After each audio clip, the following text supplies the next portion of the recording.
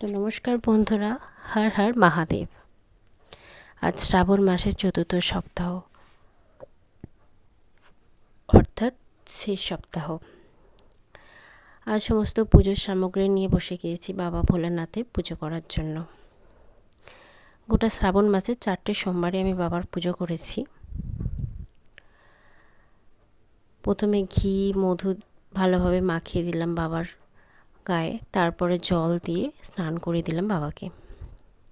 তারপর ধূপ, বেলপাতা, ফুল ইত্যাদি নিলাম। ফুল বাবার মাথায় একটা দিলাম, গাঁদা ফুল। তারপরে ধাতুরা ফুল একটা বাবার সামনে দিলাম। তারপর কিছু এমনি কুচো ফুলও ছিল। তারপরে মা কালী, মায়ের পছন্দের ফুল জবা, সেটাও মায়ের চরণে দিলাম। তারপর কিছু কুচো ফুল বাবার চরণে দিয়ে দিলাম। তারপর ছিল ধূপ এবং প্রদীপ, সেটা আমি আগেই জ্বালিয়ে রেখেছিলাম। সেই ধূপ এবং প্রদীপটাকে বাবার সামনে একটু দেখে নিয়ে সামনে রেখে দিলাম। আজকের মতো এতটাই, আবার দেখা হবে কাল।